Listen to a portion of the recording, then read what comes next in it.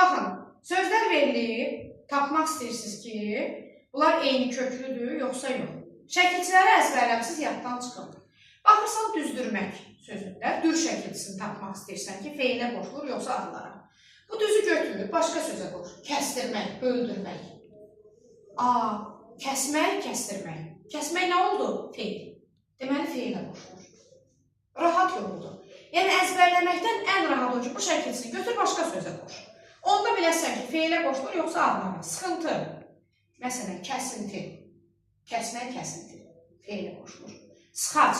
Sıxac sözünü oxu, bir də tıxac sözüdür. Tıxac bilsin nədir? Şampanski başında olur. Həmin tıxac. Tıxac sözün kökü tıxamaqdır. Tıxamaqdan tıxac. Deməli, acın cısı da var axı. Tıxac sözündə sözün kökü tıxamaqdır. Yəni, nəysədən soxuşdurursan, düzdür, bağlayırsan ağzını. Orada cı qoşulur, burada da sıxmağa sıxac qoşulur, ac qoşulur. Və ya düzlən. Məsələn, düzü çıxart, yollan. Yol nədir isim? Sonra al əl, qarışdırırsan. Düzəl, bilmirsən, hə? Qaral, çoxal, qaralmaq, çoxalmaq. Qara nədir? Sifət. Çox nədir? Say. Deməli, feilə qoşulmadı, sifət olacaq bu düzəldəki düz sifət olacaq. Və yaxud bir dənə söz deyim. Feillərdə leksik qrammatik şəkilçini yoxlamağın ən gözəl yolu müəmmək artırmaqdır.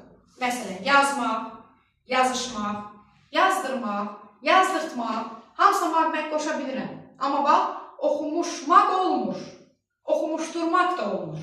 Dur həm leksikdir, həm qrammatikdir. Oxutdurmaq olur, deməli, dur leksikdir.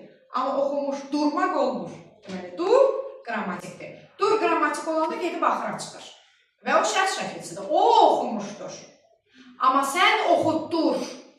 Burada sən oxutdur qoyursansa, deməli, dur leksikdir, qrammatik deyil. Sən oxutdur olursa, deməli, oxutdurmaq da olur.